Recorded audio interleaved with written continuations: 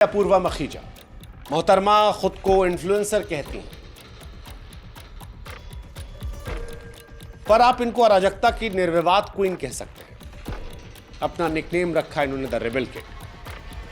हमारे देश में जिसमें महिलाओं को देवी का दर्जा मिला है, जहां बातें होती हैं कि महिला पुरुष कंधे से कंधा मिलाकर चले, वहां ये मोहतरमा किसी और क्षेत्र में आगे बढ़ रही है। एक कंटेस्टेंट से कहती हैं कि शादी करना है, 6 फीट 4 इंच का मर्द चाहिए, लेकिन उससे आगे उसके पैंट के अंदर भी 6 इंच का कम से कम होना चाहिए। अपने मम्मी के प्राइवेट पार्ट का जिक्र करके उससे कहती हैं, अपनी मां के अलावा किसी और का देखा है? और हैरानी की बात यह है कि इनके भी चाहने वाले हैं जो इन सब बातों को जस्टिफाई करने की कोशिश करते हैं, इन बातों को नॉर्मलाइज करने की कोशिश करते हैं। इनको देश के बड़े बड़े कॉलेजों में न्योता दिया जाता है, ये वहां जाती हैं।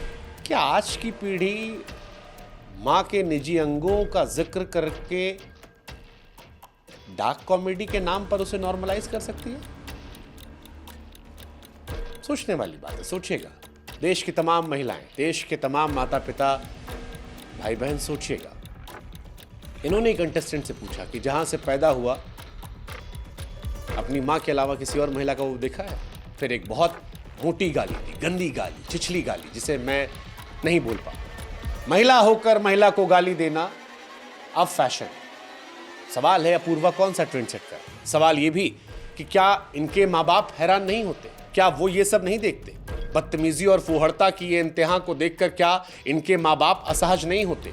क्या ये लोग जो इंस्टाग्राम को अब एक गंदगी का अड्डा बना चुके हैं, और ये सिर्फ अपूर्वा तक नहीं, और बहुत सारी लड़कियां हैं जो दिन रात कपड़े खोलकर व्यूज कमा रही हैं, इनके माँ बाप भाई बहन नहीं है, वो असहज नहीं होते? क्या अपूर्वा अपने माँ बाप भाई के सामने भी इन शब्दों का इस्तेमाल कर सकती हैं? और वो कैसे माँ बाप हैं जो अपनी बेटी के इस तरह के व्यवहार पर शर्मिंदा नहीं है? या फिर ये मान ले कि वो जो गाना था, ना बीवी ना बच्चा ना बाप बड़ा ना भैया सबसे बड़ा, माँ बाप भी असहजता को विटामिन एम से शांत कर लेते हैं कि पैसा आ रहा है।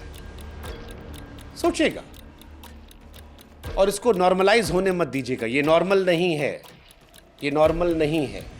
ये हमको आपको सोचना समझना है।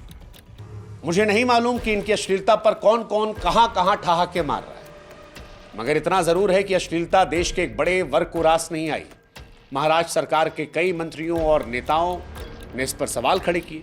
खुद महाराष्ट्र के मुख्यमंत्री देवेंद्र फडणवीस ने कहा कि व्यक्ति के भी नियम है, अगर कोई उसे पार करेगा तो कार्रवाई होगी। इन पर मामला भी दर्ज किया गया है। उधर आक्रोश की आग फैलने के बीच जब विरोध के तीर निकलने लगे और जब लगने लगा कि भैया करियर दांव पर है, कार्रवाई हो सकती है, फजीहत हो रही है, सोशल मीडिया पर लोग गाली दे रहे हैं, इनको उल्टा जाके आईना दिखा रहे हैं, अनफॉलो कर रहे हैं, मुख्यमंत्री ने बयान दे दिया है, महिला आयोग एक्टिव हो गई है, देश के अलग अलग राज्यों में FIR हो रही है, तब रणवीर साहब सामने आते हैं और माफी मांग लेते हैं। लेकिन फिर वही बात, माफी कब मांगी? मुख्यमंत्री के बयान के बाद, महिला आयोग की शिकायत के बाद, सोशल मीडिया पर लानत मलानत के बाद। वरना इन्होंने भी अपना कमेंट सेक्शन बंद करके बचने की पूरी कोशिश की थी। इसीलिए हमको लगता है कि जो किसी ने कहा था कि a forced apology is never from the heart. बाकी कानून अपने हिसाब से काम करेगा। समाज के तौर पर माफ करना है, नहीं करना है, वो आपका अधिकार है, उसमें हमारा कोई हस्तक्षेप नहीं है। इसलिए वो फैसला हम आप पर छोड़ देते हैं। लेकिन जरूरी जो है वो ये कि इस तरह की अश्लीलता पर रोक लगे। बहुत जरूरी है ऐसी कठोर कार्रवाई हो कि कोई भी ऐरा गैरा नत्थो खैरा सोशल मीडिया पर ऐसी गंदगी फैलाकर उसे नॉर्मलाइज करने की कोशिश करने के पहले 50 बार सोचे।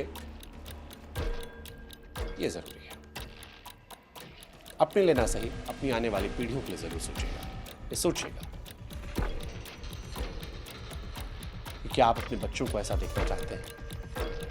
क्या आपकी बीवी, आपका पति ऐसा हो चलेगा?